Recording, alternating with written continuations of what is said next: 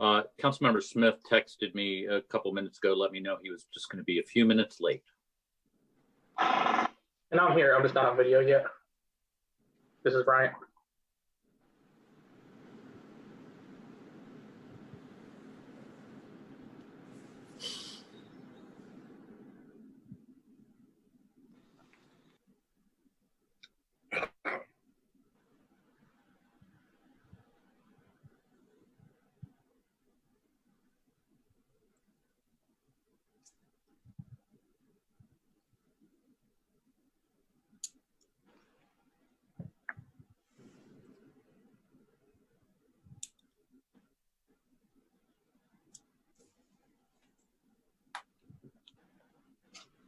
Well, Mr. Mayor, at 6 o'clock, would you like to call the meeting to order?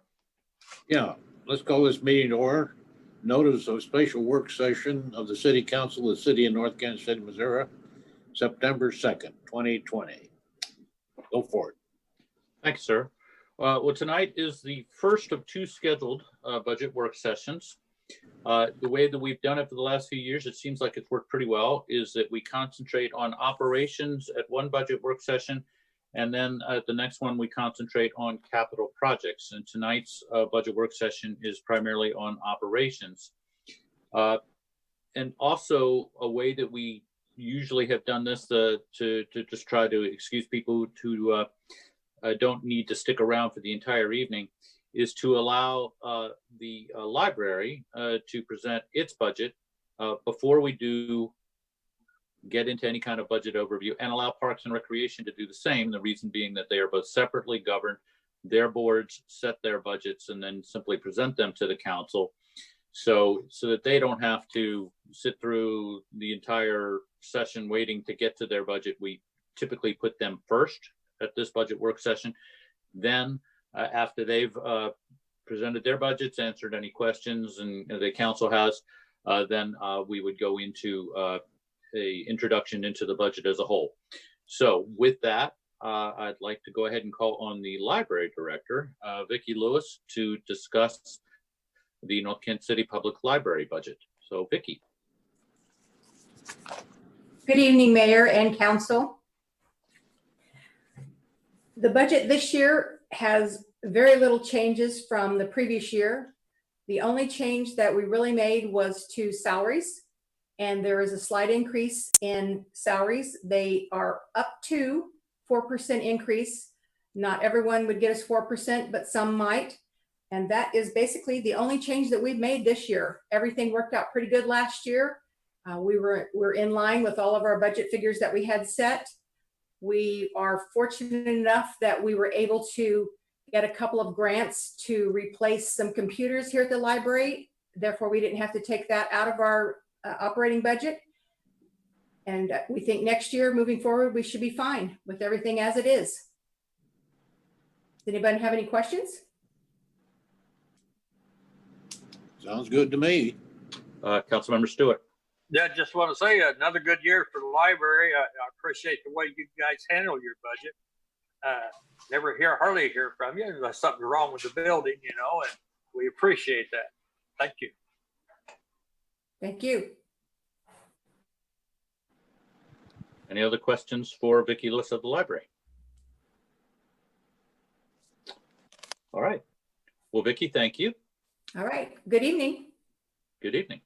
And with that, then I will next call on the Parks and Recreation Director, Kelly Vatipka, to discuss the Park Fund budget. Kelly. Thank you, Eric. Good evening, Mayor, council members. The Parks and Recreation Fund is supported by a tax levy, and also, which unfortunately we are maxed out on our tax levy, so we can never go back to the voters and ask for an increase on that. And we have two revenue sources: a tax levy, and then also we receive funding from the shelter rentals, facility rentals, and our program offerings that we have. This year's budget, we are expecting to have $851,300.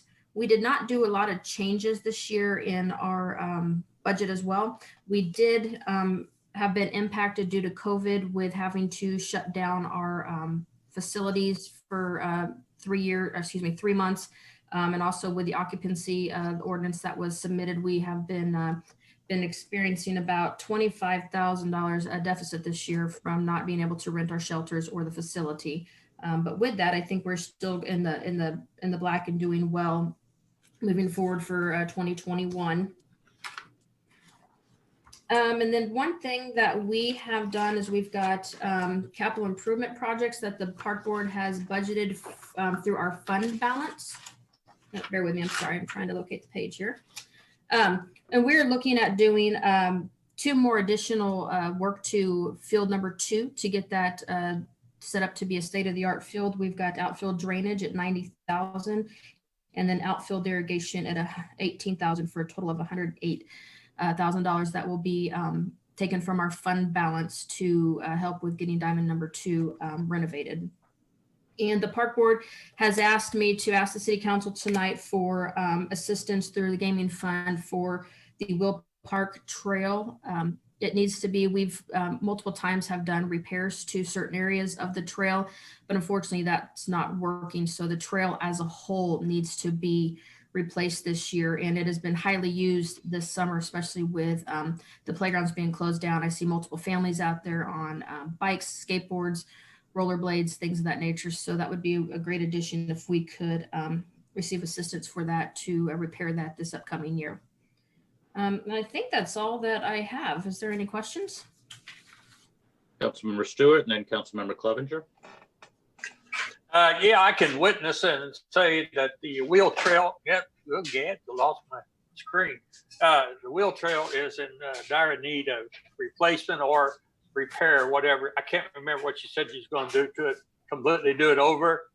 But I've had several complaints from people, neighbors really, on the rollerblade, using the roller blades on it and regular skates. But I walked over there and walked around it, and it's kind of dangerous for kids and stuff that do skate there. So it does need either repaired or replaced. I can't remember what you said about that. Yes, I asked for a complete replacement of the trail. I certainly support that after looking at it. So, and it is well used. So anyway, that's my comments. Thank you. Councilmember Clevenger. Yes, I'd like to echo Councilmember Stewart's comments as far as the wheel track. A lot of people are using it as far as the bicycles or the roller blades. I certainly think a total replacement is in order. Also in the future, the walking trail at Mackin is looking pretty good right now, but in the future, we'll need to see about keeping that in tip-top shape as well, because it is used by so many people, residents and non-residents. So fully support the wheel track capital outlay as well. Yes, thank you on that. And Councilmember Clevenger, we did spend $25,000 this year doing some repairs to some areas of the 1 mile walking trail. Councilmember Tull. I'm just going to echo what other people said. We use that trail as well. And on bikes, it's not that bad, but on roller skates, that would be really dangerous. And then if you're looking at replacing it all, I would also suggest look at planting a few more trees. The part of the track that's shaded is just so much nicer than the parts that aren't. I know people want to see the kids, but once the trees get big enough, you can see the kids underneath anyway. So that would be my only addition. Any other questions or discussion on the Parks and Recreation budget? Okay, thank you for your time this evening. Right. Thank you, Kelly. All right, well, that takes care of those 2 budgets. So with that, we will now go into the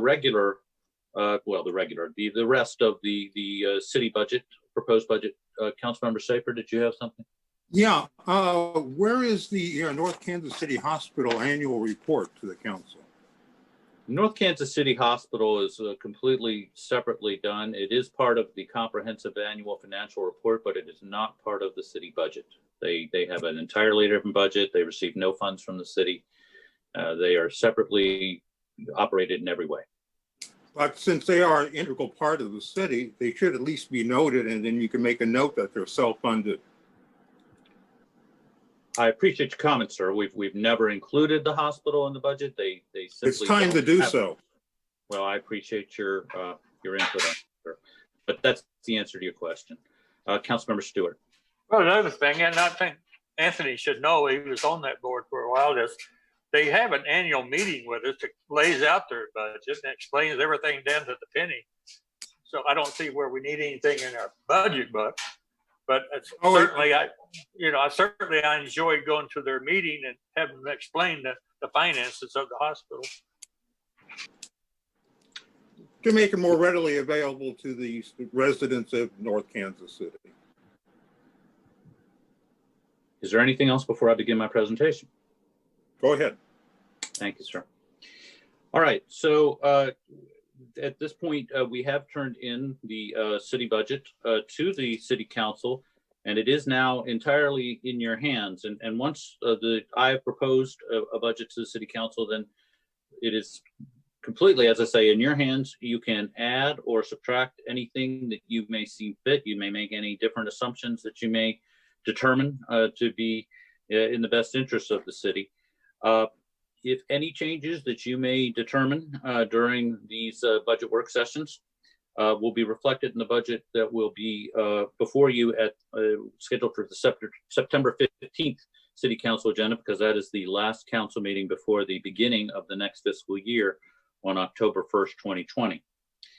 So typically, this first work session is an overview of the entire city budget, which I will do, and then we follow that by touching on each individual budget with the focus on operations is how we have done it. With the next work session next week, focusing on capital projects, which isn't to say that if you have any questions about capital projects, we'll be happy to try to answer them, but it seems to have worked pretty well in terms of division of time to focus in that way on the budget before you. So without further ado, and I tend to do a lot of the talking at this particular work session. I am working from notes, but I will pause from time to time and ask if you have any questions. And certainly if I don't see you asking to be recognized, please feel free to break in if you have a question or anything. All right. So we are here tonight and next week to discuss the proposed fiscal year 2021 city budget. And generally speaking, this presentation that I'll open with follows the transmittal letter that's in your fiscal 2021 proposed budget book, if you'd like to follow along. This fiscal year 2021 budget does present unique and daunting challenges to the city, particularly in the area of revenue. In March of 2020, the COVID-19 novel coronavirus arrived in our area. Kansas City Metro went into a stay-at-home protocol that forced many businesses to shut down or greatly curtail their operations. And these included many businesses in town that collect sales tax, as well as Harris Casino, which collects gaming revenue. And as a result, projected revenues in many of the city's budget funds will be significantly lower than was budgeted at the beginning of the fiscal year, as we'll talk about here in a little bit. As we look at the next fiscal year at this moment, the area continues to suffer through rising numbers of infections and deaths. The complete stay-at-home protocol ended in May, but many businesses are still restricted in terms of the numbers of people that are allowed in their establishment. There are also far fewer people, of course, traveling and staying in our lodging establishments, which affects our hotel motel tax. And we have to assume that fewer people will be engaging in gaming activities at Harris Casinos in the next fiscal year. So all of this will, of course, affect fiscal year 2021 in many funds, as we'll discuss. We've done our best, staff has, based on the data that's been available since the health crisis began, expert opinion as to what might lie ahead, to make realistic revenue projections for the next fiscal year. But as I've said in the transmittal letter, to some degree, these are educated guesses. I'm not an economist. I don't know any more than any member of council who reads the same information that we have available to us. So we have done our best to try to make realistic projections, but certainly open to your input as to any of those as we talk through what we've got planned in the next year. We are assuming in our revenue estimates that this health crisis will continue for the foreseeable future in one fashion or another. I imagine it will be with us well into the fiscal year. All that said, I have not in this budget that's in front of you proposed massive expenditure cuts, even though revenue is projected to be significantly down. As I'll discuss a little bit later, we have been fortunate to have some substantial fund balances in a number of funds, including the general fund and the gaming fund, that do provide some cushion to the revenue reductions that we've seen in fiscal year 20 and we expect in fiscal year 2021. And if ever there was a year to use your rainy day fund, this is it. For this year, I'm proposing that we use these balances to continue to provide services to our citizens at the level that they've come to expect, recognizing that we'll have to keep a close eye on things as the months progress. Any questions generally about that philosophy? Okay. So this budget does propose about $68 million in total expenditures, as reflected in the chart in page 2 of the transmittal letter. Of course, we'll talk about that on a fund-by-fund basis going forward. In terms of our personnel, we are essentially projecting a flat, no real increases in most of the budget. If you look at the chart on page 3 of the transmittal letter, it shows in Parks and Recreation, a small increase in terms of part-time personnel. Same thing in the Public Library Fund. In all the other funds, it's a wash. So we're not proposing to add a great number of personnel in this budget as you would expect. In terms of compensation for employees, this budget assumes a 3% merit-based pay increase for the full-time non-union represented employee workforce in the aggregate, effective January 1st, 2021. Non-union employees are evaluated and compensated according to the pay for performance system that has been adopted by the City Council and was most recently updated in 2019. So that is the overall budgetary increase. Some employees would receive less based upon how long they've been with the city and their performance evaluation. Some would receive more. But overall, the budgetary increase for non-union employees is 3% in this budget, which does reflect essentially from our doing surveying here in the local market and around the state about, it puts us in the mainstream of what other cities are doing this year. I generally speaking try to put our non-union represented employees on the same plane as represented employees. In this year's budget, that the 3% does put non-represented employees a little bit lower than the represented employees based upon what I felt the budget could do and what the market was indicating. We do have collective bargaining agreements with both the fire department and the police department. And this year in fiscal 21, based upon the collective bargaining agreement that the City Council approved with that unit, the increase in the aggregate for them will be 3.4%.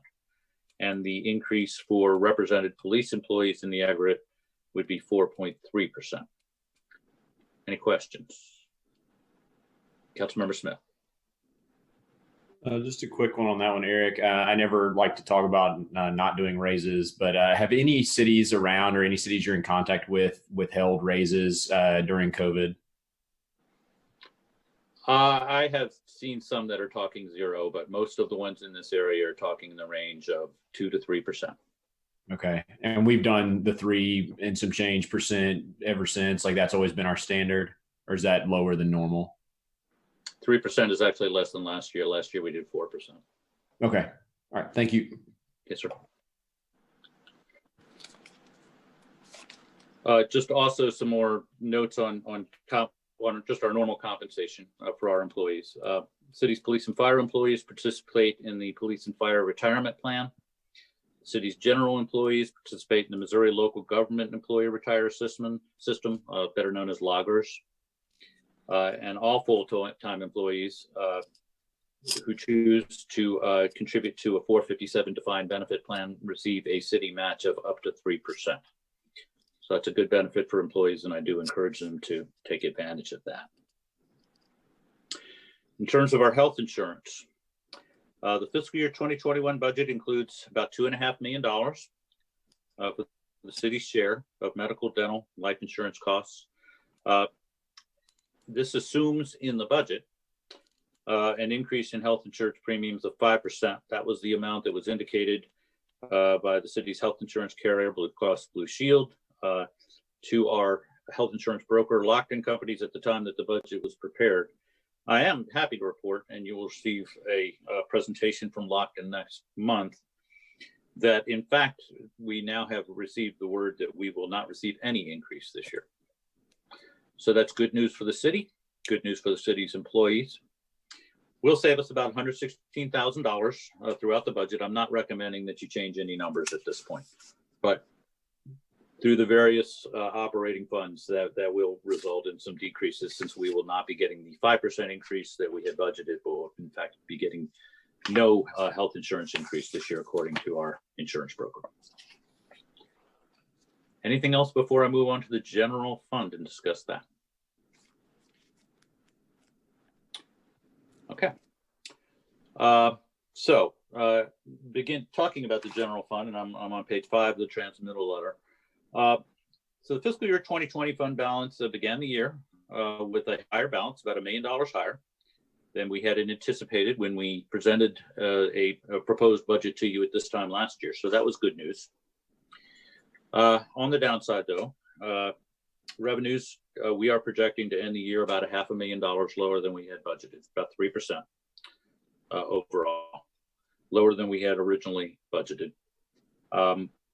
Some of the revenues that we're seeing declines in include franchise fees. We are showing a sales tax coming in at 7.5% lower than we had budgeted, entirely due to COVID, as far as we can tell. License and permit revenue, we've seen some less activity there, so we're projecting that lower by about 8%. We are seeing a few revenues that we expect to come in a little bit higher than we budgeted. Property tax projected to come in about 2.5% higher than budgeted. Charges for services are projected to come in almost 10% higher than budgeted due to the GEMT reimbursement that was higher than we budgeted. That is the recovery that we get for ambulance transports for Medicaid patients that I give Chief Hargis credit for getting us into that program. He can talk more about it when we get to the fire department budget, but that has proven to be a very substantial revenue for us and something that has definitely helped us. And then this year, for 2020, we actually received a higher than expected rent payment from Harris Casino. Now, the Harris Casino rent payments based on 2019, on the 2019 calendar year before COVID had arrived here. So we actually got a little bit more than we had budgeted in fiscal year 2020. But we, as we'll discuss, we do expect a sharp decline in the next fiscal year. Questions about revenues in this fiscal year? Okay. Expenditures for the year projected to end a little over $600,000 under what we budgeted. And so the adopted fiscal year 2020 budget actually did project an operating deficit of about $665,000, and we're now predicting a deficit of about $515,000. So it's actually less than budgeted. So we're actually expecting to come out at the end of fiscal year 2020 as a result of spending less than we budgeted. A little bit better than we had projected in terms of fund balance. I'll now move on to discussing fiscal year 2021 in the general fund. So in terms of revenue, we are projecting a decrease from the fiscal year 2020 budget amount of about $2 million in the general fund, from about $16 million that we budgeted in fiscal year 2021, or 2020 rather, to about $14 million in fiscal year 2021. We are continuing to forecast a decline in franchise fees. We are projecting a decline of 10% in sales tax from the fiscal year 2020 budget level. And as I said, we are about 8.5% right now. We're projecting 7.5% by the end of the fiscal year. We're trying to be conservative in our budget estimate in terms of that 10%. But there's so much that's uncertain at this time. But that's what we've projected in terms of revenue. Licenses and permits revenue, we're also projecting to decline with a certain amount less economic activity next year. And then in terms of Harrah's rent, that's the other revenue category. We are assuming that we receive from Harrah's in the general fund from the ground lease, the ground for the rental from the ground that they sit on, not from gaming revenues. We receive either 2% of gross winnings there or a minimum of $2 million. We think the prudent thing to do is to budget the minimum of $2 million. I have seen a recent communication from the general manager at Harrah's in which she indicated that they expect that they will be above that. And if they are, then that's great. But we think prudence would call for assuming the minimum amount of rent in fiscal year 2021. Are there any questions about fiscal year 2021 projections? All right. Looking at expenditures, the chart on page 8 is really there as much as anything to just show that in the general fund, the great bulk of our expenditures go for public safety. The fire department gets about 38% of the city budget, the city general fund budget, and the fire department and the police department gets about 32%. And then the other remaining departments all compose about 30% of the general fund budget. Total general fund budgeted expenditures in fiscal year 21 are proposed at just 0.2% more than was in the fiscal year 2020 budget, reflecting where we are. So that's when you factor in the revenues that we're projecting and the expenditures that we are proposing, that does result in a deficit of about $2.8 million in your proposed budget in fiscal year 2021, with revenues only coming in at about 83 to 84% of budgeted expenditures. It's not where we want to be, of course. It is, but as I indicated before, we are fortunate in some respects, and that's worth discussing. As I noted, we began the fiscal year with a higher than budgeted balance. It was 96% of our budgeted fiscal year 2020 operating expenditures. The city's policy is that the general fund have a minimum of 50% reserve. So we were way over that to begin this fiscal year. And the general fund balance at the end of fiscal year 2021 in your proposed budget is budgeted to still be over 78% of the budgeted fiscal year 21 general fund operating expenditures. Again, well over that 50% requirement. And even the 50% requirement is much higher than most cities have, but that is the city of North Kansas City policy. So one might reasonably ask, well, with a $2.8 million deficit, why aren't we looking at making some massive expenditure cuts to balance the budget?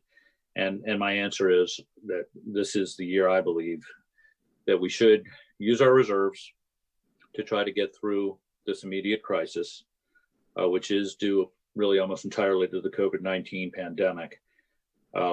This budget is assuming that eventually this crisis will ease and that the economic recession that was caused by it will ease. And if we were to make substantial cuts, it would have to come at the expense of personnel.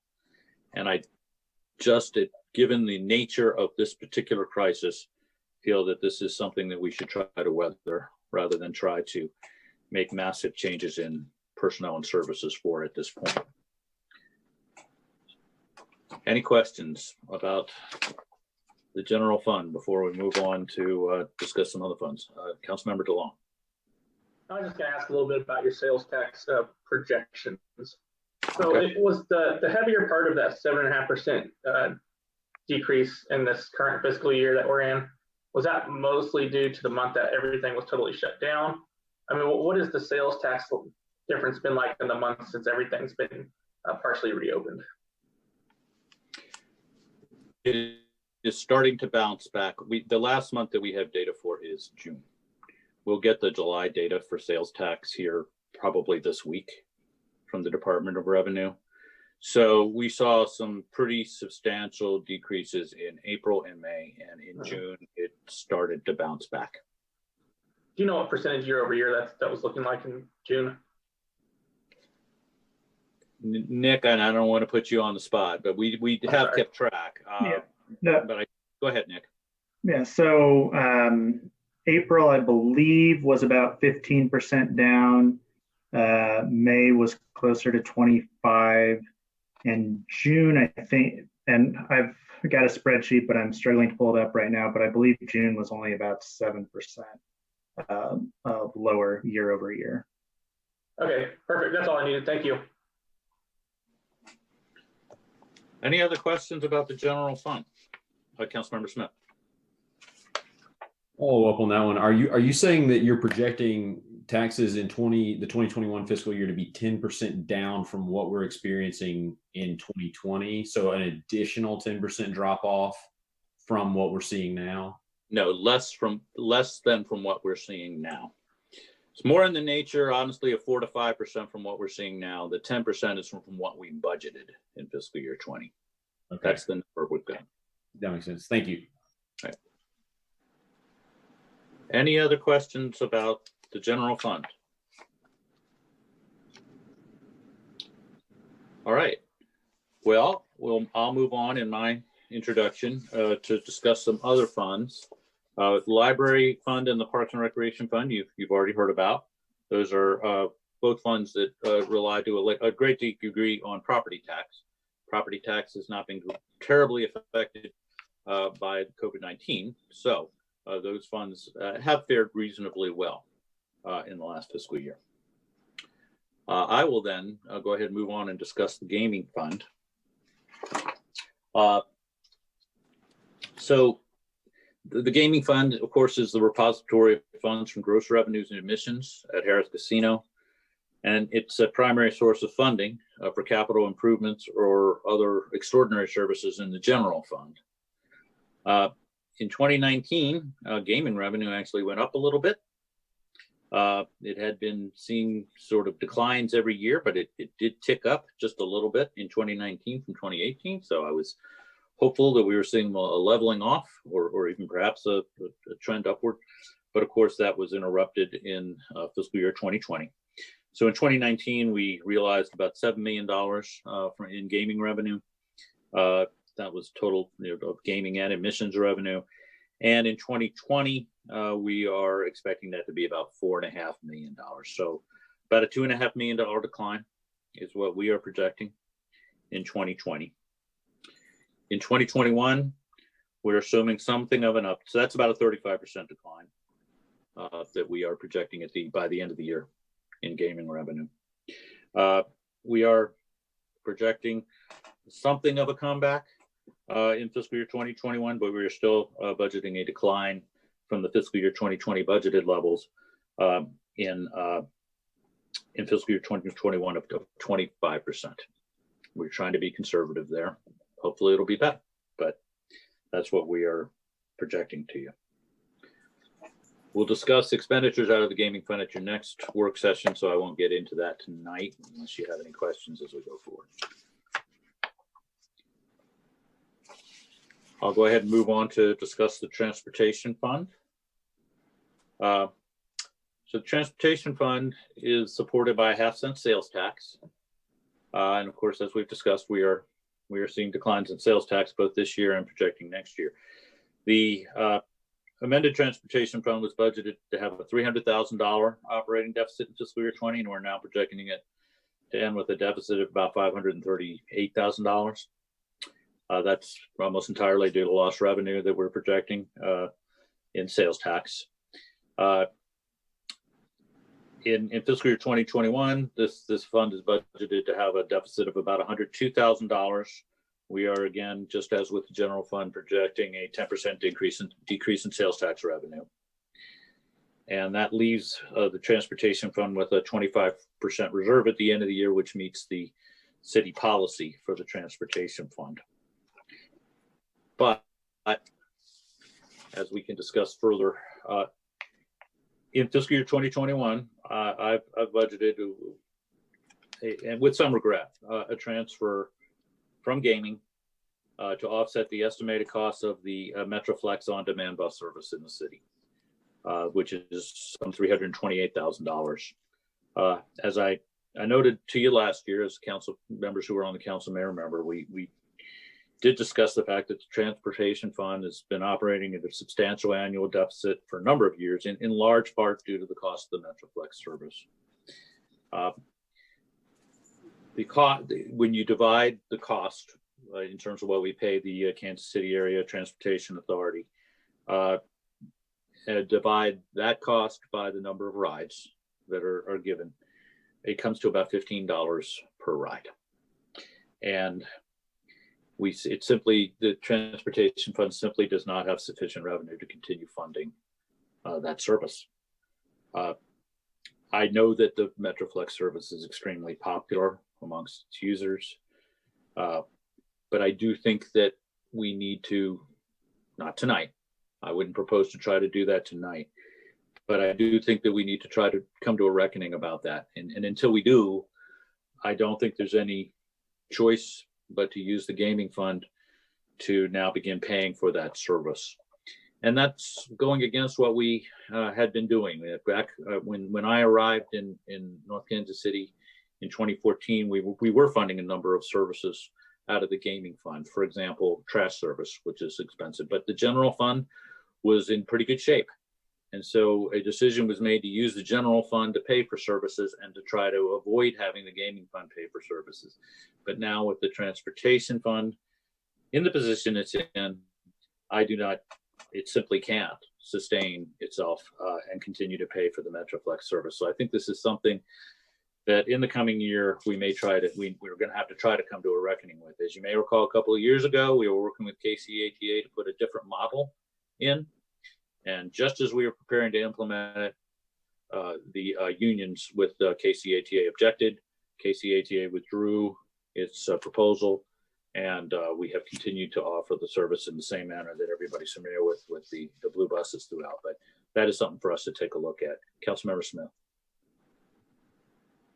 Have we made any effort to negotiate directly on the price per ride for this? Because it like you mentioned, it's extremely popular, but I mean, at this rate, we could subsidize people taking Ubers across the city, because that wouldn't cost $15 per ride.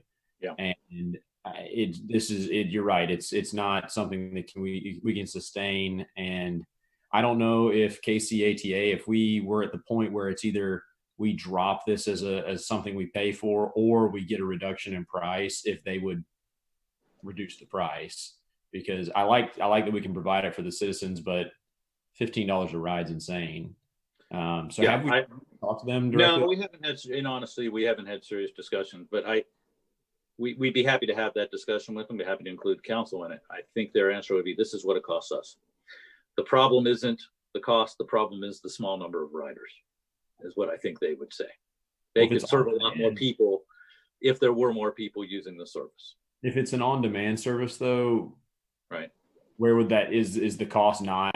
I mean, they're not driving around in circles until somebody calls them, I'd imagine, but I don't know the logistics. But they're paying drivers, they're paying dispatchers, they're paying for the maintenance of it. I'd be happy to have them in to have that discussion so that we could all get a better understanding. But I don't think the issue it's not my impression that the issue is that the KCATA is overcharging. I think the problem is that there's just a relatively small number of people using the service for what it costs. Okay. And yeah, if we do, I would love to see that on a pretty soon upcoming agenda. Maybe not this next one since it's very busy, but something coming up soon. And then maybe, I have no idea what else is out there, but alternatives for like an on-demand ride, something that we could work out. Yes, we can try to work on that. That was what we were working on with them when it got dropped, but we can talk more. Councilmember Clevenger. Yes, as far as using the Metroflex service, I've used it. It's a very popular service amongst the residents as well. We charge 25 cents to go anywhere in the city compared to what it costs as a $15 ride. It's been 25 cents for years, and I know we've been reluctant to raise it, in the past. Even raising it to $1 really doesn't help. As far as right now for the gaming fund, I think to fund this is good to keep the service, but we do need to look at other alternatives. I know if the city at one time looked at us doing it, but with the insurance and other things that you had to do is not cost prohibitive. We did do an analysis, you're right, sir, of sort of doing the same kind of service that's currently being provided by KCATA, and it was our determination in that analysis that continuing with KCATA was cheaper than trying to do it on our own as the sort of on-demand bus service that is currently provided. Right. So, I'm definitely open to any other kind of ideas, but thank you for funding that. And I know it's been only 25 cents per ride, and I don't want to raise it a bunch, but I think in the future too, we can look at raising it somewhat for the price for the residents, because that's very, very low cost. Yes, sir. But as you say, even at $1, even if we go triple the price, it doesn't make much difference in terms of the overall health. Councilmember DeLong. I was just going to ask, so I believe, unless they changed it, that Kansas City is still going to try to provide free transportation in their next year. Do you know the current status on what they're doing with that? Boy, I do not. That was really very much in the news, and then COVID hit, and it fell off the plate. So I do not know. I've seen it pop up a couple times, but I haven't seen if that's under. I mean, I think everything on their side, just like everywhere, is kind of under threat right now due to revenues. But okay, I was just wondering if that was taken into consideration at all. But that's it. Thank you. Right. Did Councilmember Clark? Did you have a comment? And then Councilmember Tall? No. Councilmember Tall. I know we're not making changes tonight, but I seem to recall when we talked about this before that the weekend on demand was much more expensive. And I don't know how popular it is on the weekend, but we could always look at least you'd be able to make it to appointments throughout town during the work week if we took the weekends off. It was just an idea.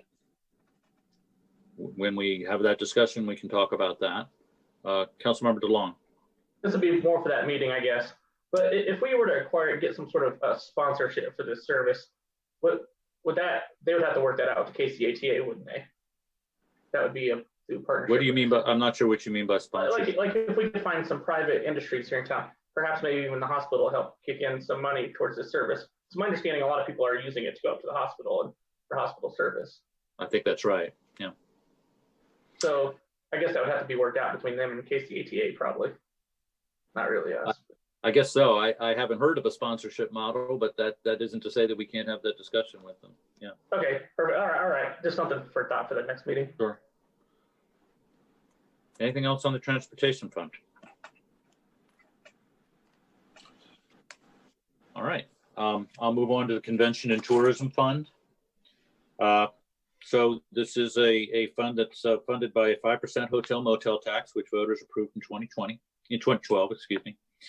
And as one might expect, due to the pandemic, we're seeing sharply reduced revenues in 2020.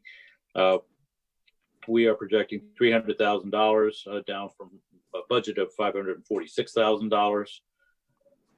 In fiscal year 2021, we are projecting something of a bounce back in terms of lodging and travel, but we are still projecting 25% below the amount that we budgeted in fiscal year 2020. This is another fund that had a decent fund balance, so that's the fortunate news.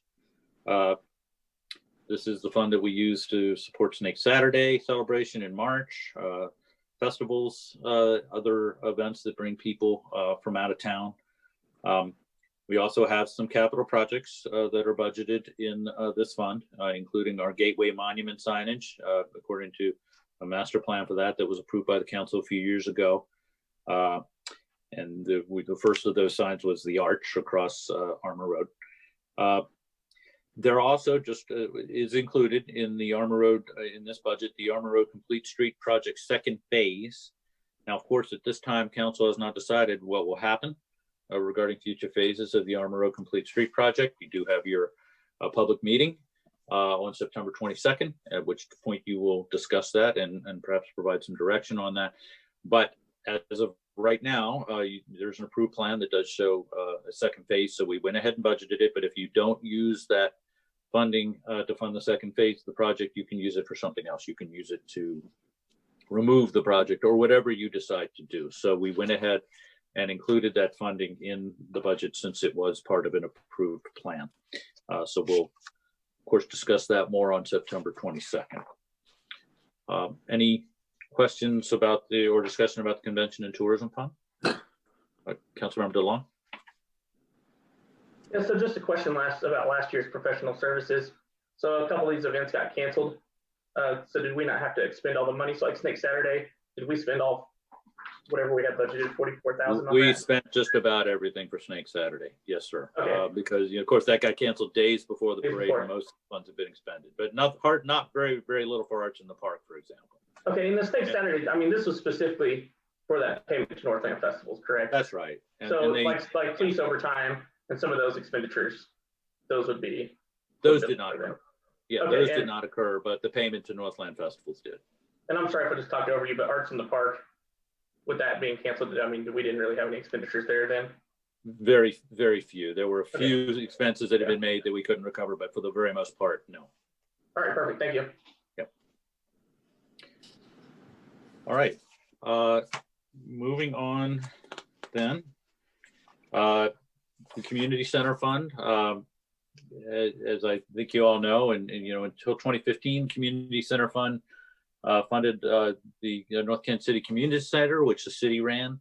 But in 2015, the city began an arrangement with the YMCA of Greater Kansas City, and they operated as a branch of the YMCA. And if they have a surplus, we share in it. And to the degree that they have a deficit, the city does cover that deficit. And so to the extent that's necessary, the gaming fund makes transfers to that fund to bring it into balance. We can discuss that a little bit more when we get to it, if you like. The Communications Fund, again, this is another one that used to be an enterprise fund that we used to run the Link City utility. But in 2014, the city entered into an agreement with what is now NOXIX, and they do business in North Kansas City, operating Link City as KC Fiber. And we have an agreement with them that calls for us to share equally with them in any annual operating deficits and to share equally in any operating surpluses. And again, to the extent that fund balances in that fund are insufficient to cover expenses, we transfer funds to the gaming fund to balance that fund. That fund's in relatively good shape. Councilmember Farr? When's our agreement over with them? 2024. Okay, thank you. We have a 10-year agreement with NOXIX, and it's been in place since 2014. Councilmember Clevenger. And just to go back, I'm sorry, on the YMCA, our Yes, sir. agreement with them is through 2025 then? Yes, sir. That's right. Okay. Thank you. Yep. All right. We'll talk about the water fund. And again, we can touch more specifically on some of these as we go through it budget by budget. But the water fund is an enterprise fund funded through charges for services to water customers. So per previous discussion with council, in fiscal year 2021, a decrease in water rates of 15% is assumed. So when you cut rates, you would expect revenues to decline. So we are looking at lower revenues in fiscal year 2021, and a deficit is budgeted in this fund, but it will still leave the fund with a balance that's about 55% of our budgeted fiscal year 2021 in operating expenses versus a requirement, city requirement of 25%. So again, water fund is a relatively healthy fund.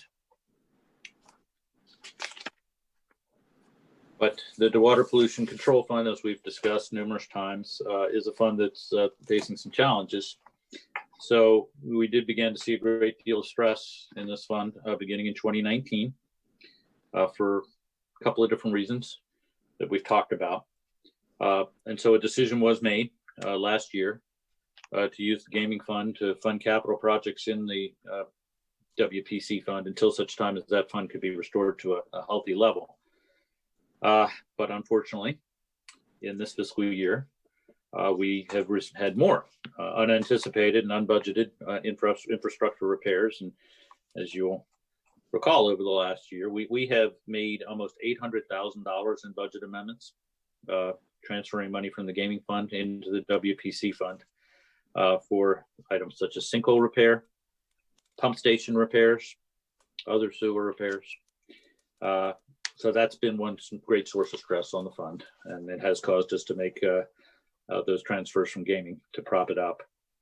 And then, as we've also discussed with you, we do have puzzling data regarding lower sewer charge revenues, but higher sewer charge expenses in what we pay to Kansas City, Missouri. We are working at the staff level to try to get the best handle we can on why that's occurring.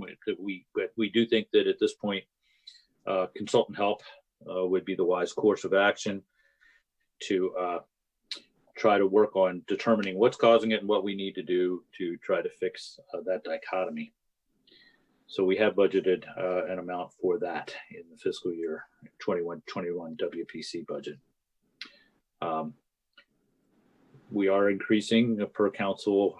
We are assuming an increase per council's previous direction, 15% increase in sewer rates versus the 15% decrease in water rates that we talked about a moment ago. We are reflecting unfortunate recent events in our infrastructure. We are budgeting a significant amount in expenditures for emergency sewer repairs, budgeting more for emergency pump repairs than we've done in past years. We are budgeting a dollar for dollar transfer from the gaming fund for those capital items. Do project a very mild operational surplus in WPC when we make that transfer from gaming. But it still leaves us with a fund balance that's less than 5% of budgeted operating expenses. So not where we want to be. And the hope is that with maybe getting a handle on our revenue situation, determining why we're having this break between what we're collecting and what we're sending out to Kansas City, and hopefully a better year in terms of infrastructure, that the WPC fund will be in better shape at the end of fiscal year 2021. Any questions about that? Okay. So the other funds that we have include the retiree health insurance fund, which will be closed out at the end of this year because our last remaining retiree from an employee buyout program that took place in 2011 will turn 65, and at that point we will close out the fund and return any unused funds to the gaming fund, which originally funded it. The Northgate Capital Project Fund serves as the special allocation fund for our TIF revenues. Those are payments in lieu of taxes, property taxes, and economic activity taxes that there might be in the Northgate development. Right now there aren't any since Ruby Tuesday closed. And we then transfer an amount to the gaming fund because it was the gaming fund that originally paid for the redevelopment of Northgate. And then we have a number of restricted funds that can only be used for certain things. We do show that in your budget towards the end of the budget. That's on page 200. That does include the most significantly the Crummett Beautification Fund, from which we receive occasional bequests and can only use that for certain purposes. And of course, you just did award funds for a new mural at your last meeting. That's a quick overview of the city budget. I do want to thank everybody in the city that is involved with putting this document together. All the department had to work very hard on putting their budgets together, and I appreciate that. Nick Hawkins, our new finance manager, came on in March when Shirley Land retired. And of course, right on top of that, then COVID began and we are all staying home. And so Nick has really been under a trial by fire. So I appreciate all of Nick's hard work in putting this budget together. And I also appreciate Shirley Land, who has continued to work with the city and with Nick on various parts of the finance operation, including helping with this budget. It's really been very helpful to have Shirley continue to be on the payroll, not putting in huge numbers of hours each week, although she will be helping us with the city audit, which is just getting underway for fiscal year 2020. But she's been helpful there. And then Kim Nakahoto, I'd also like to thank for her help in putting together this budget document. So that is a quick overview of the budget. And Councilmember Stewart, are you asking something or? Yeah. Yes, sir. I'm sorry. Without me going back through the budget, what is the projected gaming balance by the end of this month? Or the fiscal year? Yeah, I couldn't tell you at the end of this month, but the projected gaming. Yeah. So the projected gaming balance at the end of this fiscal year is about $13.7 million. At the end of fiscal year 20, no, at the end of fiscal year 20, it's about $24 million, but we're going to spend a lot of money in 2021. So it's projected to be about $13.7 million at the end of fiscal year 2021. Not very much, is it? Well, it's less than it has been, but it's still $13 million. Yeah. Thank you. Yes, sir. Any other questions? Yes, sir. Councilmember DeLong. So how often, going back to sales tax again, how often do we get those reports? We receive those as city monthly, correct? Yes, sir, we do. Would it be possible to push updates to us when we get those, just to kind of keep track throughout the year to see how that is looking? I don't know. Sure, we can do that. That would be, but if it's not much, then, I mean, at least so we can kind of see month by month, because that's one of our big, drivers of revenue too, is the sales tax. So it might be good to see on a monthly basis after we get those reports. Sure, we can provide those to you. Thank you. And not forever, just until. Sure. Just what things are the way they are. Thank you. Anything else before we start going through the budget department by department? Okay. Well, I will go ahead and start with the first budget in the general fund. And honestly, as we go through these, there's in many cases not a whole lot new to report. But if we think there's anything that might be of interest to you, we'll try to point that out. But as I pointed out, we're only up 0.2% in the general fund as a whole this year. So there isn't a whole lot new, but we'll go ahead and try to point out some things and answer any questions that you might have. So we'll begin with administration in the general fund. So I'm looking at page 29 of the budget in the significant budgetary items section. One thing that we actually had budgeted in fiscal year 20, but we did put it off due to COVID, was a fraud risk assessment. We do think every city has risks for fraud. I don't have any reason at this moment. I don't have any evidence that there's anybody committing fraud in the city. But one thing I do know is that, that the opportunities exist. And so we do think that it would be wise for us to obtain an assessment from a consultant to take a look at our entire operation, tell us where there might be vulnerabilities so that we can work on trying to close those. Another item that we have in the budget that we had planned on, but we're planning on again, is a Citizens Academy. Now, this would, of course, require us to be in a different protocol than we are now, but this would be a program whereby citizens on, say, a monthly basis could come and take a class if you will, in different parts of the city operation and learn how we go about doing what we do.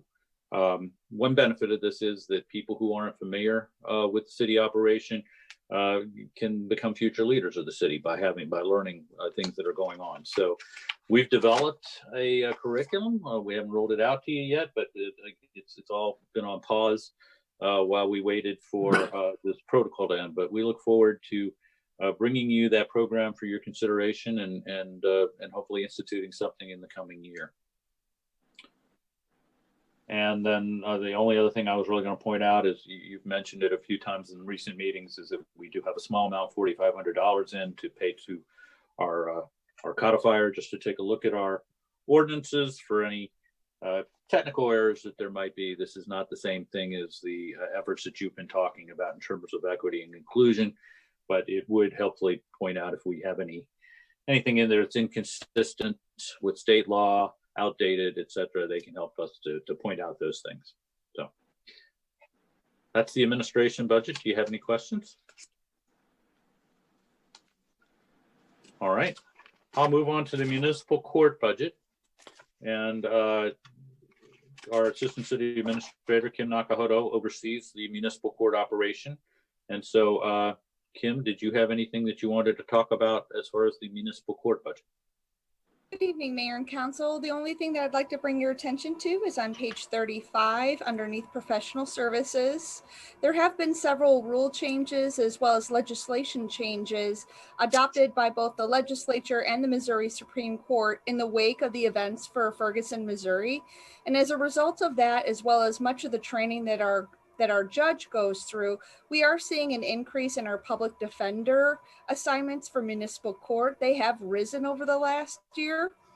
So we are requesting $4,000 more in that line item to help cover that cost.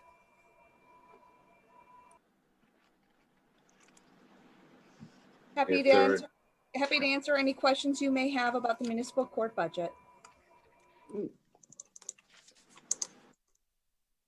Being none, I will call on Chief Hargis to discuss the fire department budget.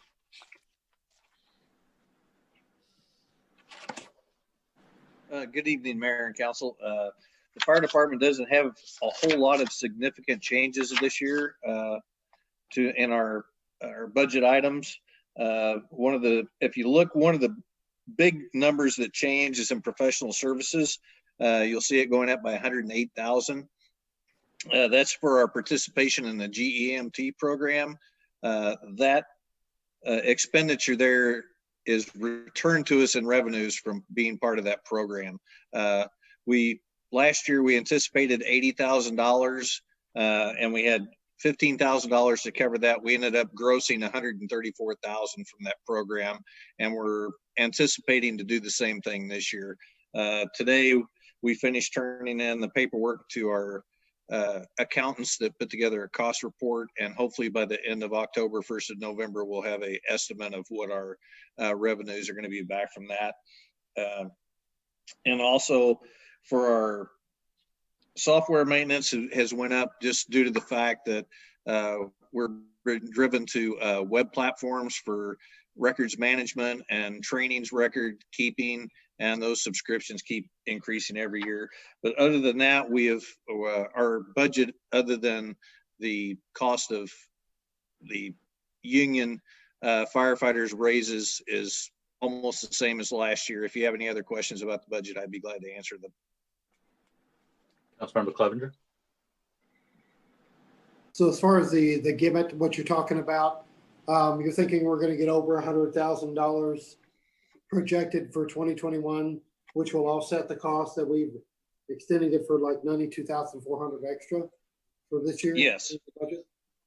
Yes, we have to pay the federal government and the state up front, and then we get reimbursed for that back. The state can't go into a deficit to provide us those funds, but we fully anticipate on getting at least what we had last year, if not more, based on what we've sent them as far as our cost for this year. So we netted quite a bit more than we spent last year, and we do expect that to happen again this year. And the cost of doing the reports this year, they actually dropped. Last year it was $11,000 for a firm to do the reports. This year they've dropped that cost to $7,400 for us to do the report.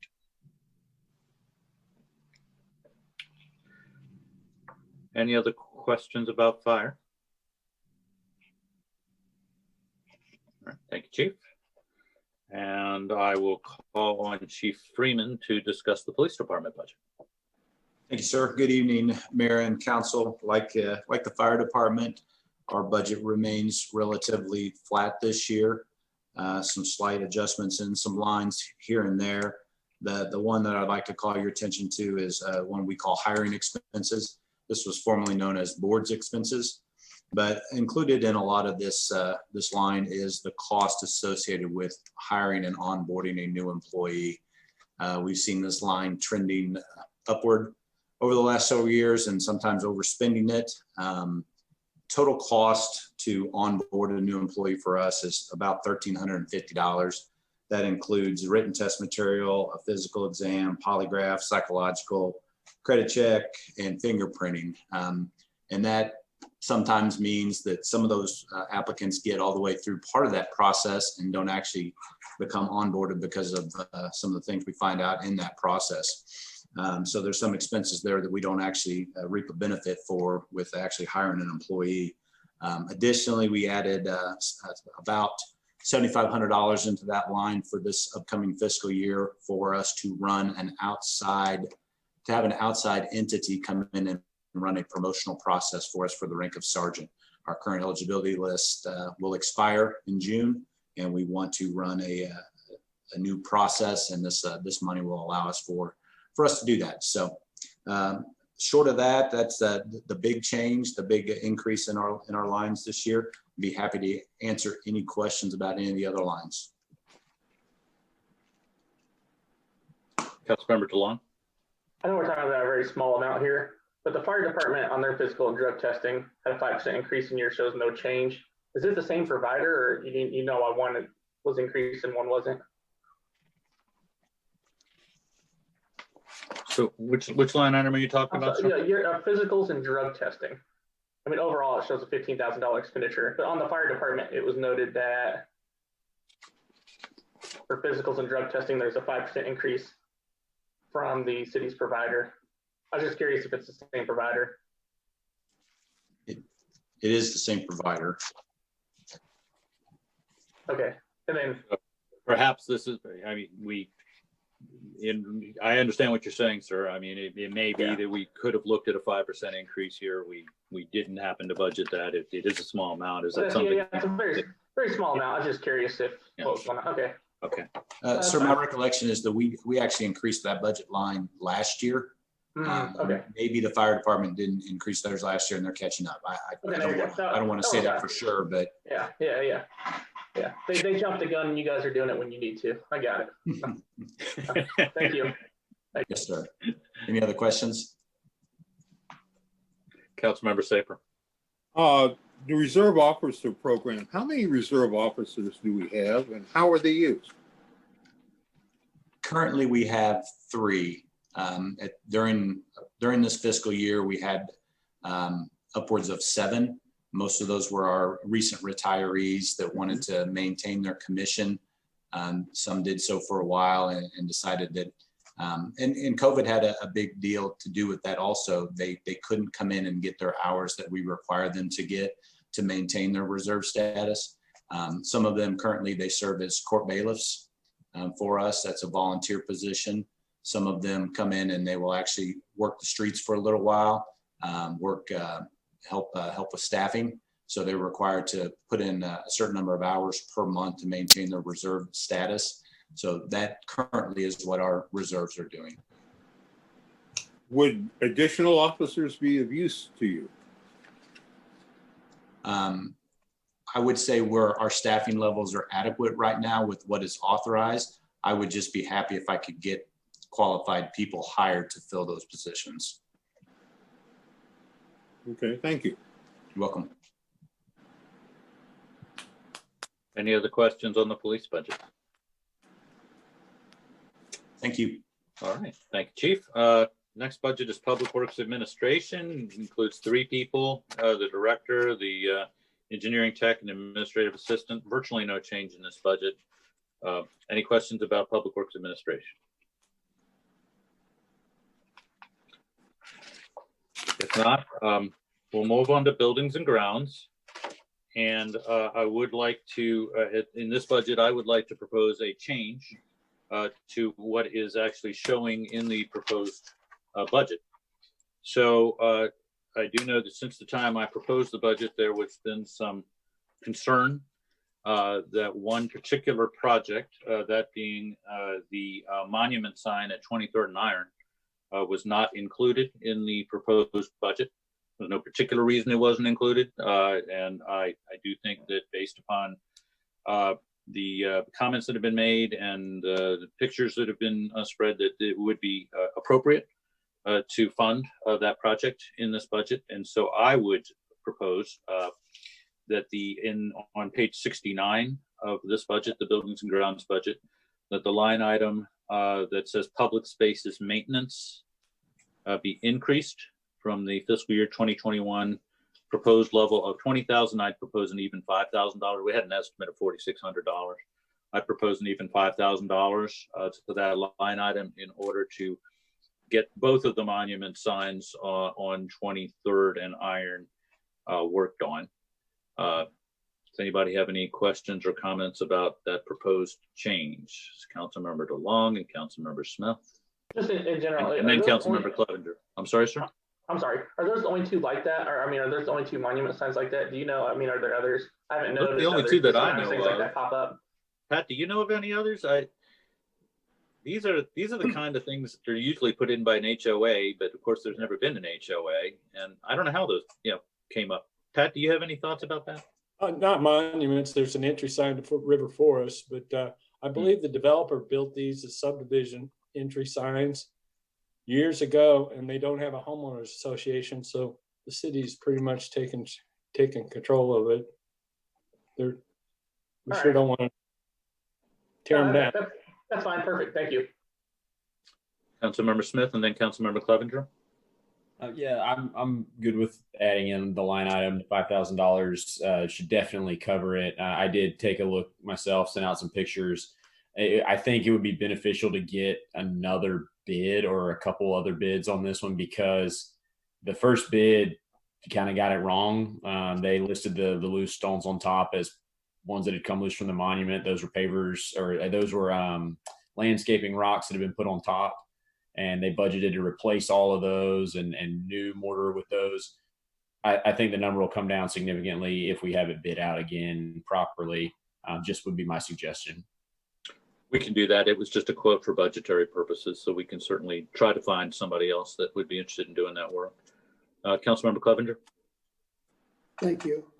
Yeah, thank you for adding this into the line item. Again, it's something that was put in way before all of our times. So on the monument, the whatever we call them, the monuments, like Jesse said, maybe some of the stones on top on the one where the riprap that's for the landscaping stones. Some of the stones on the one monument that I looked at are a little loose. That's probably where the tuck pointing and the mortar will take care of that. So I'm, if you want to get a different bid, that's totally fine with me too. Getting another look at it, and as long as we can give the monuments a touch up, that would be great. We budget 5,000. Hopefully, we don't even have to use half that. So if it's council consensus, we'll plan on adding that in the budget that will be presented to you on the September 15th. I'm seeing thumbs up, so thank you. We'll plan on that. Does the council have any other questions, or Pat, did you have any presentation you wanted to make regarding the Buildings and Grounds budget? Not really. Any questions? All right. The next budget is Community Development Department budget. Sarah Copeland is the director. Sarah, did you have any comments on the Community Development budget? No, I don't. Be happy to answer any questions. Very few changes in this operating budget. All right. Well, the next budget then is the economic development department. It's not really a department. There's no employees in the economic development budget, but we call it a department. And the primary focus of this is really actually to pay consultants that we use for projects that we don't collect fees for from developers or somebody for certain things. As you know, we have a lot of economic development projects going on right now, and we've talked about your September 15th agenda and how busy it's going to be. And a big part of the reason it's going to be so busy is that we've got two very significant projects that'll have a lot of items associated with them. And all of those items require some fairly complex analysis and work, as you'll see from what'll be on your agenda at your next meeting. And so we do employ consultants, both legal and our financial advisor. And we have put in an amount, which I hope won't be necessary to spend all that, but we have put in significant amounts there to pay for the costs of providing that professional assistance to put together our various economic development projects. Another item that came up last night at the council meeting that is in this budget is the $30,000 payment to the North Kansas City Business Council as the city's support for them. And then we do belong to a number of other organizations that support economic development, Kansas City Area Development Council, KCADC, Clay County Economic Development Council, which was also represented at the meeting last night, and the Northland Regional Chamber of Commerce. Are there any questions about this budget? Councilmember DeLong. So last night I asked about the North Kansas City Business Council dues as well that we pay. Yes. Which budget did you say that was in again? Sorry. Administration. Administration. There we go. We already went. Perfect. Thank you. Yeah, it's about $2,500 or so that we pay them in dues. Thank you. In addition to the $30,000. Okay. Any other questions on economic development? All right, and the last budget in the general fund is interdepartmental, which covers items that don't apply to any one particular department, but sort of apply to the city as a whole. Very few changes in this budget from last year. If you have any questions, happy to try to answer them.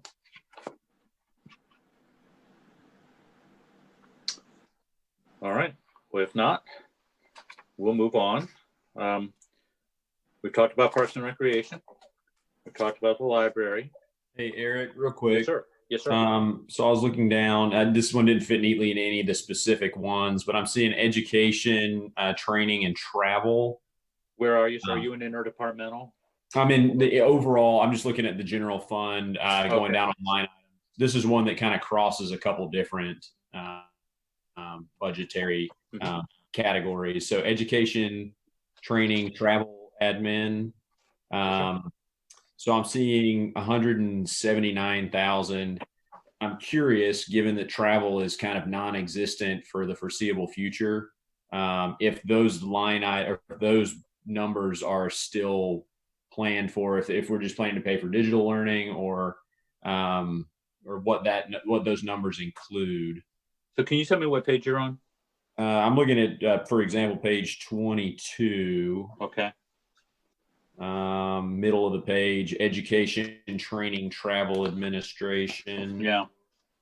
So you make a good point. I mean, these numbers probably reflect what we were budgeting in the fiscal year 20 budget. And of course, those greatly came off. We haven't done any significant travel for quite a while. We are starting to allow some travel now, again, not by airplane, but to things that are within a driving distance, provided that they're properly socially distanced and properly held and all of that.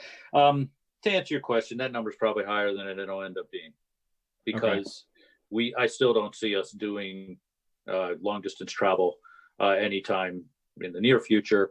And so we will continue. We are doing online conferences and things, but they are much less expensive than the in-person is. So that's probably a high number in all honesty. Okay, thank you. Councilmember Clevenger.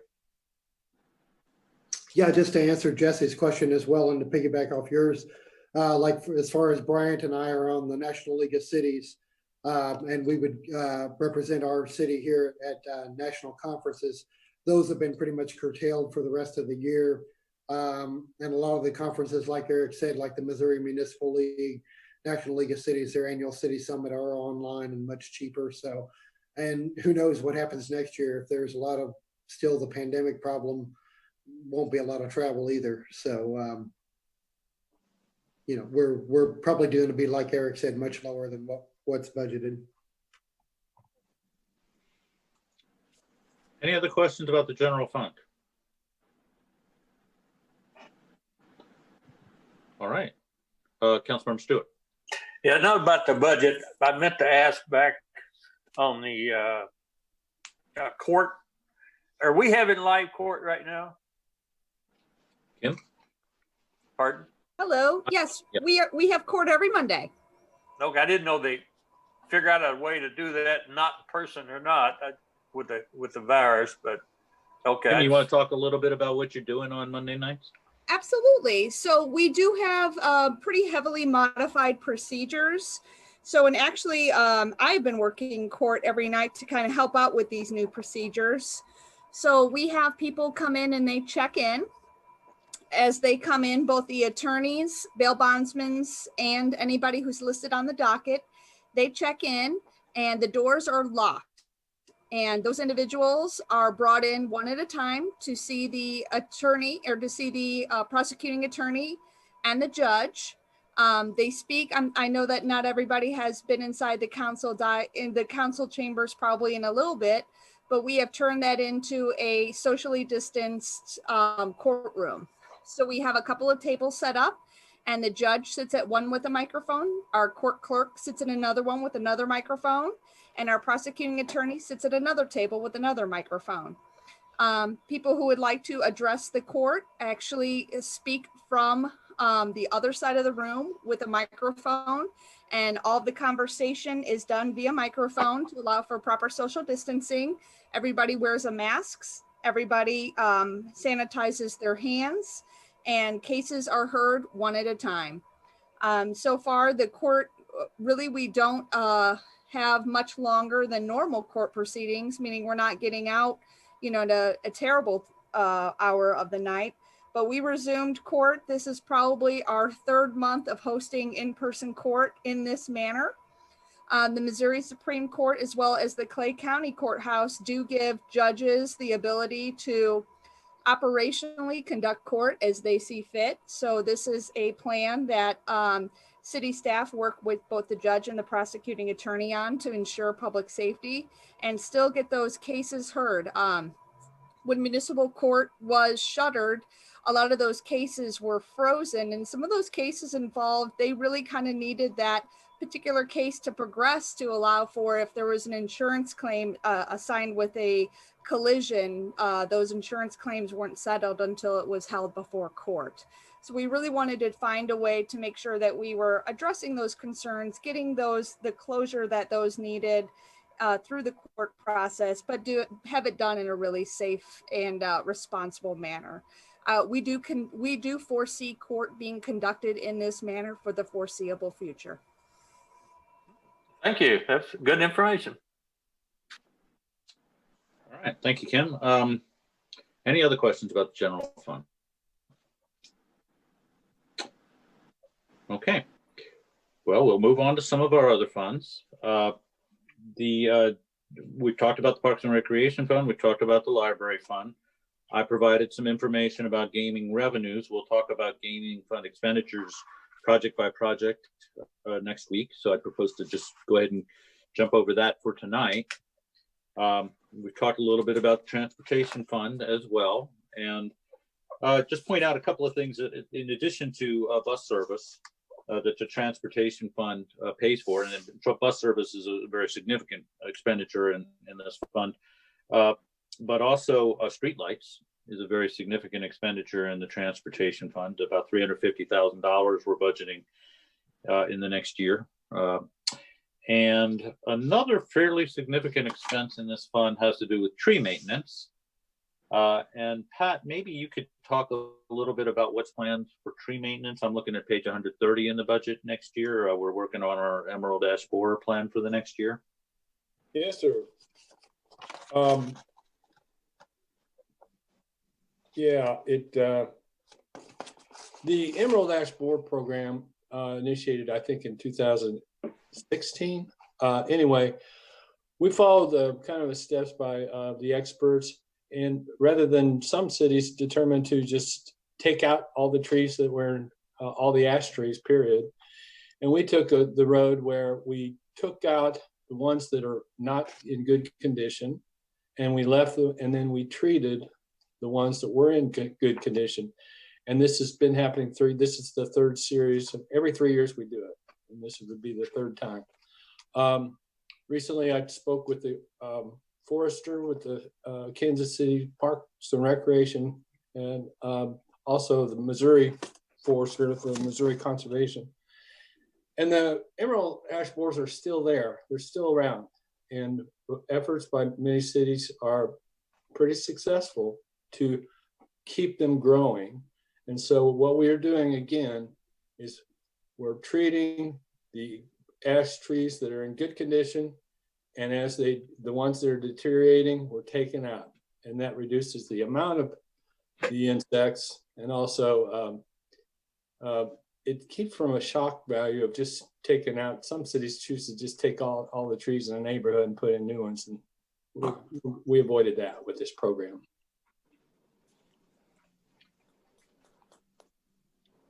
All right, Councilmember Smith, and then Councilmember DeLong. If we were to have an infestation of ash borers, do we have money in the budget or money set aside to remove trees? I know that's a pretty big expense. Yeah, we've been inundated with those for several years, and yeah, that's what we've done. This program, it comes under tree maintenance, but we set aside about $40,000 each year under tree maintenance to take out infested ash trees. So we've done that. But yeah, tree removal is part of this line item as well as treatment. Yeah. Councilmember DeLong, did you have something? Yeah, I know there's some grants, and I can't remember the department. I thought it was through the conservation department. Did we ever put in for those grants for trees? I know there's some specific tree type grants. We have in the past. Go ahead, Pat. Yes, probably 4 years ago, we were successful in obtaining a grant, and it was for a tree inventory. And most cities have a tree inventory for one reason, for liability reasons. And in case someone wants to sue you for a limb coming down on them, we could say, well, it was in good condition. But we have that tree inventory, and it was a good deal, and we try to keep it up to date. Okay, but there's nothing that we could put in for some of the tree maintenance either that you're aware of? Yeah, we could try it. I think we tried it 2 years ago and were denied, but we could try it again. Sure. Okay, no, I was just curious. All right, so I've seen that out there. Oh, I just wasn't sure how hard that was to get. That's it. Thank you. Yes. Councilmember Kleffner. Yeah, I'd like to echo Brian's comments. If there's any kind of grant money that we can get as far as investigating, putting in, I mean, all they can do is say is no. Definitely, let's try to do that for tree maintenance or tree planting, whatever it is. We've been a tree city for how many ever years from the Missouri Department of Conservation, so that should count for something.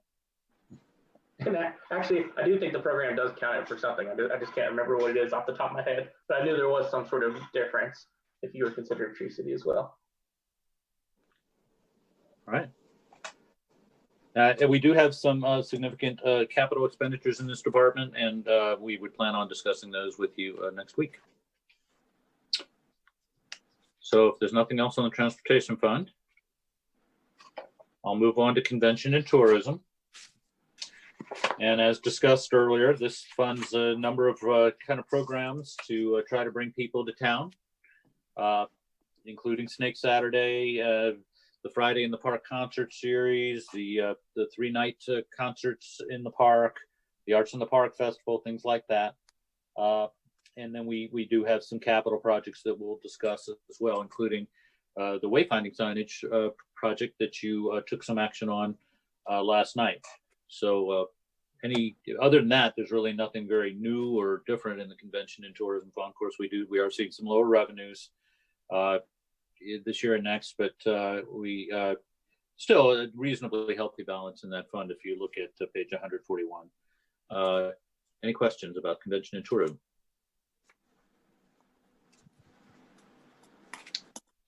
Okay, I'll move on to the community center budget. Again, the main purpose of the community center budget is to just ensure that we have funds available to pay for any deficits that are in the YMCA.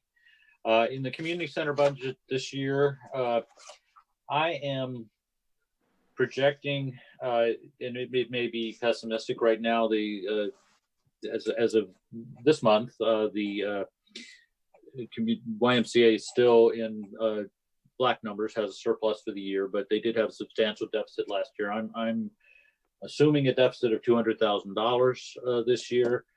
And I am assuming, though, that they will have lower revenues this year, which does result in a lower management fee for us to pay. But the main purpose, community center fund, is kind of a pass through. We use it to just make sure that we have money for any deficits that are there in the community center fund. We get that from gaming. Questions about that? All right. Communications fund. This is the fund that used to be an enterprise fund, and really, again, this is kind of a pass through. But I would note that if you look at page 156 in the communications fund, we finally, and it took us a long time to get audited numbers for past fiscal years from KC Fiber, but we finally did in this last year. And the news there is pretty good, actually, for fiscal years 2015, the first fiscal year that we worked with them, and until fiscal year 2019, that we almost exactly broke even. That utility almost exactly broke even. So good news there. It was actually a little bit better than their numbers were showing once they had the audit going. We did have several payments this year that the city council approved. So next year, we just have sort of the standard expenditures that we always have for liability insurance, fees, and we do always budget the maximum operating subsidy of $150,000, but based upon previous experience, we shouldn't have to spend nearly that much out of this fund next year. Councilmember Clevenger.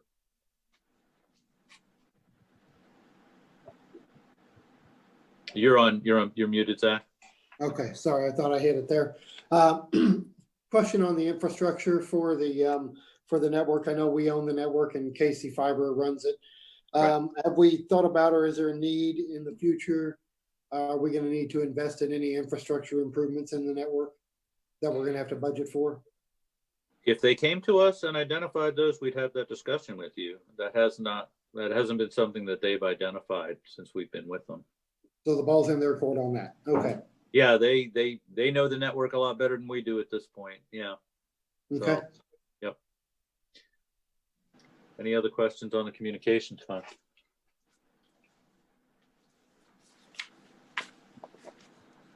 I'll move on to the water fund.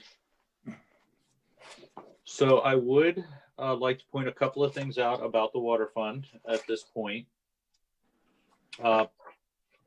First of all, if you look at page 168 in your budget book, the significant budgetary items, the first item there is professional services, and there's a note about that. So what that discusses is that it is proposed here that we contract for having fiber locates done.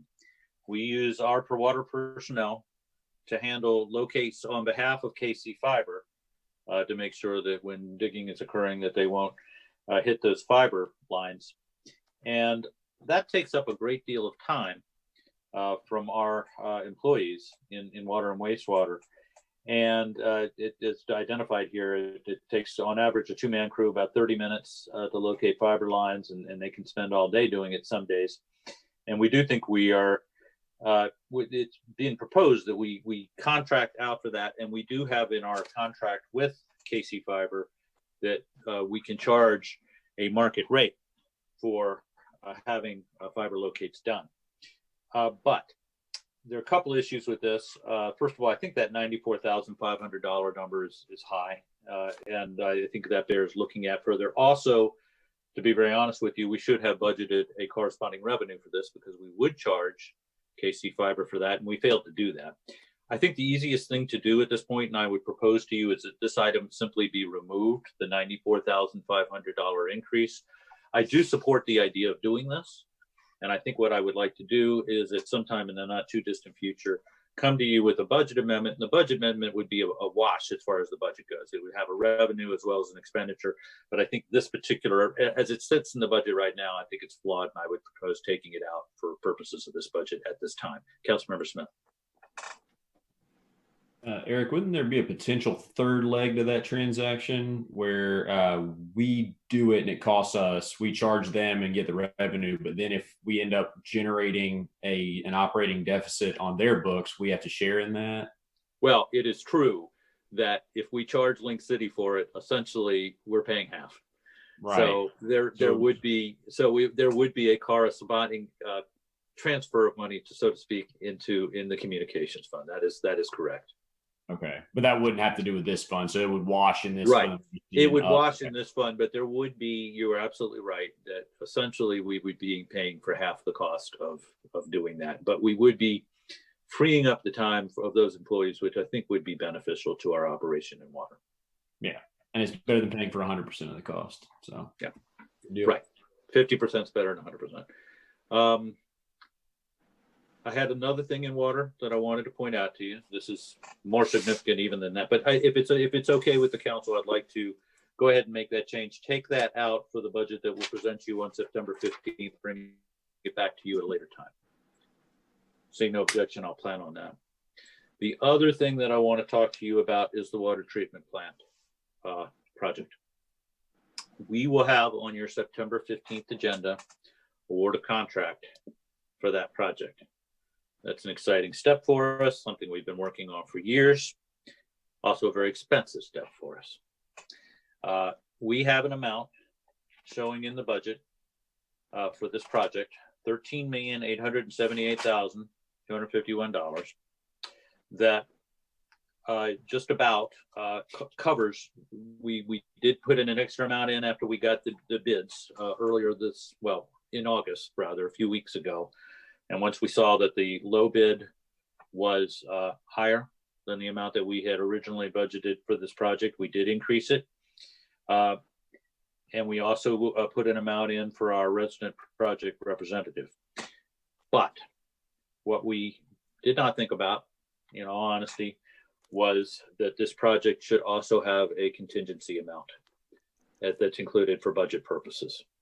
Because in a $14 million project, which is about what this is going to be, it can be anticipated, especially with a rehabilitation project, it can be anticipated that there will be change orders, that things will be discovered, that it is reasonable for the contractor to ask the city to pay for that had not been planned for in the design.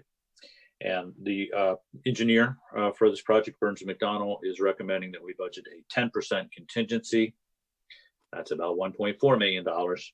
And in all honesty, when we put this budget together, we did not consider the need for that contingency.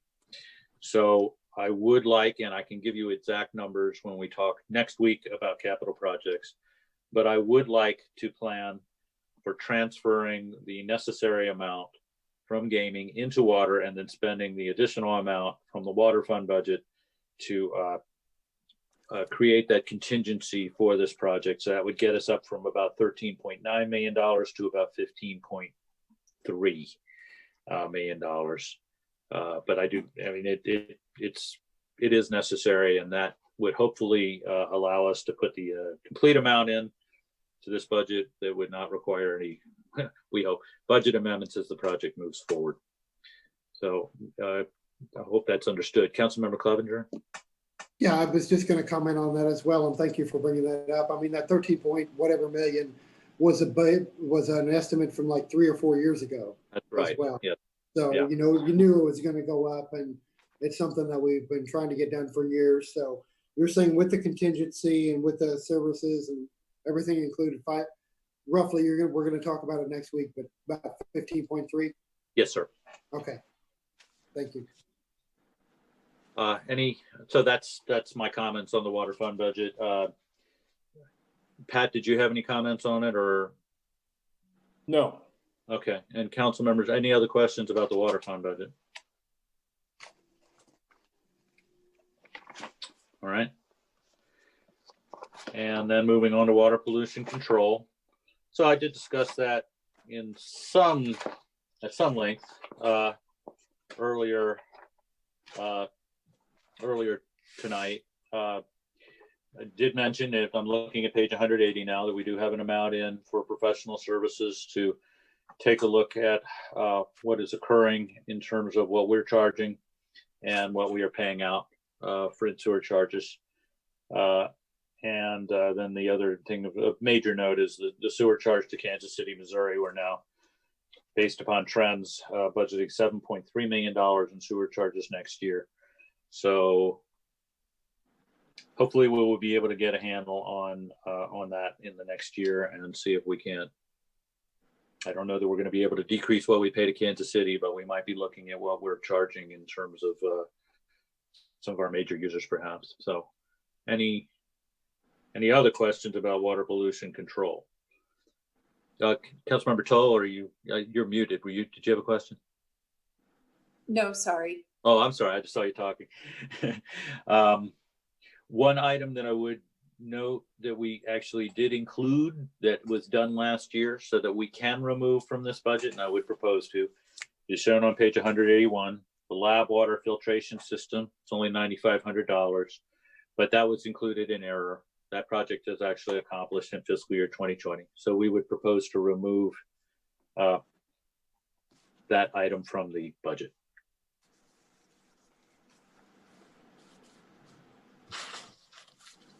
Any other questions about the WPC budget? Sorry, which one to remove from the budget for pollution control? That's lab water on page 100. Oh, gotcha. I gotcha. About 2/3 of the way down. 9,500. Gotcha. Yes, sir. Yes, ma'am. Sorry. All right. Well, I'm sorry. Did somebody have a question? Yeah, this is Brian. When do Yes, we sir. anticipate doing that? Bringing a consultant in to look at the revenues for this fund? Oh, we'll start working on getting an RFQ out right after the budget gets approved. Perfect. Thank you. But we did have somebody in a few years ago, and we might consider bringing them back in again.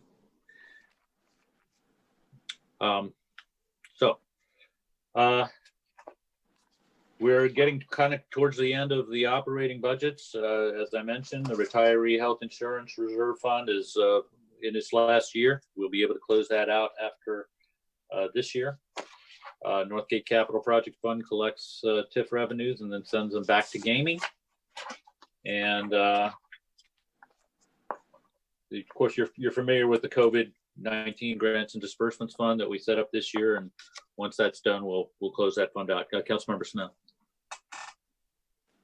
When do we anticipate starting to collect on the newly sold land, the taxes on that, on the super block for the? Well, we'll start when there's a closing. For one thing, we'll get $3 million as the purchase price for that, and then we'll start seeing a payment in lieu of taxes each year after that, $300,000 a year. Okay, those pilots start accruing at the sale, correct? Not they do, but they do in smaller amounts. Yes, sir. But Okay. they do. Yep. So we'll see them year by year.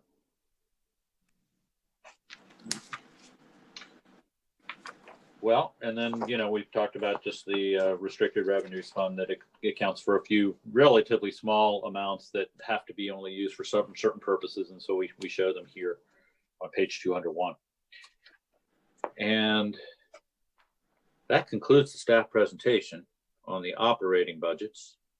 Do you have any other questions for us on the budget as a whole, and then we plan on going through the capital just for the benefit of the new council members. We tend to go through the capital items item by item. We start on page 205 of your budget, and each department head talks about these various items, and we try to answer your questions about those. So that's what we're planning on doing next week. Councilmember Clevenger.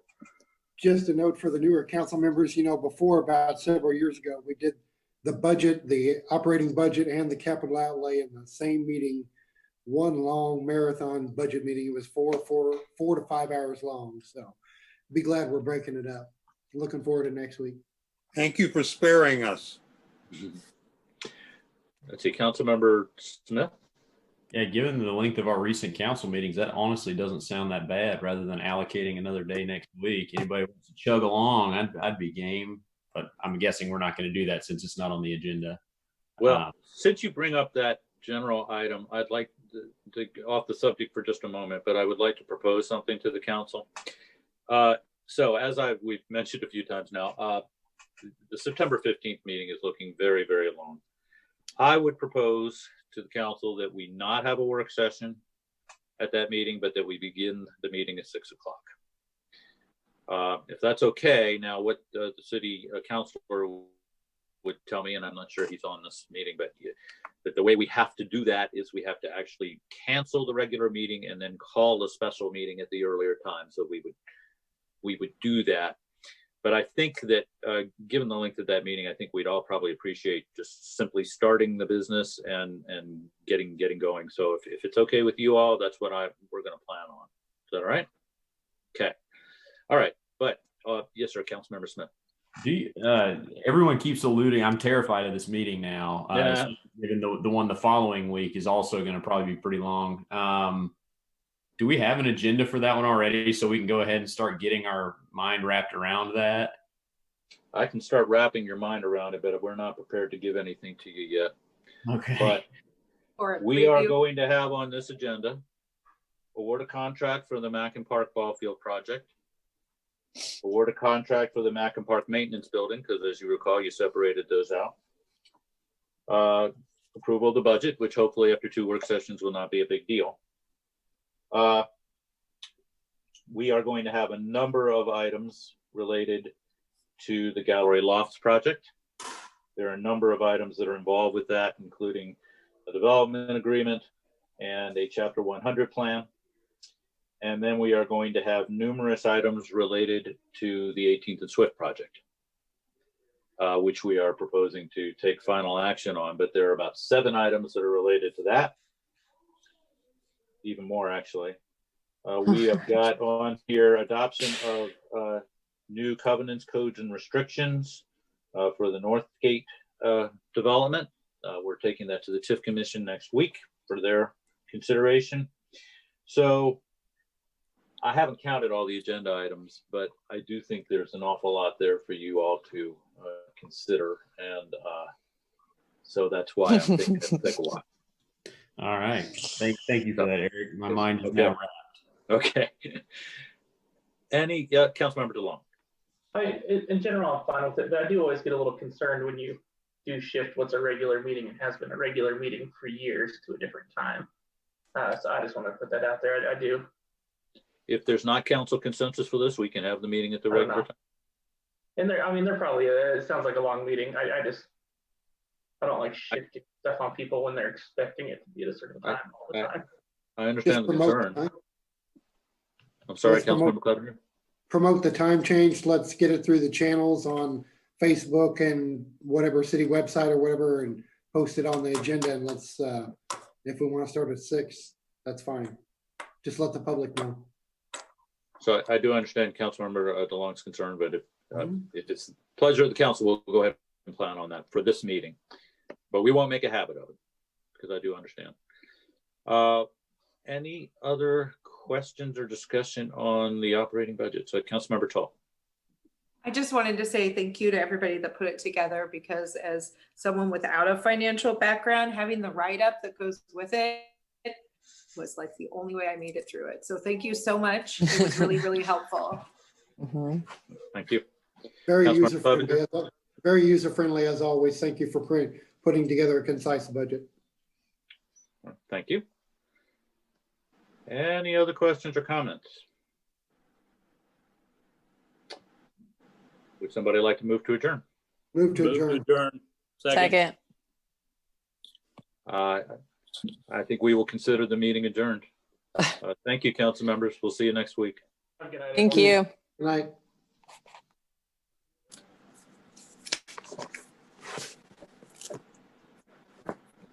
If we have additional funds, why not? Did we consider giving to anyone else? I mean, because when we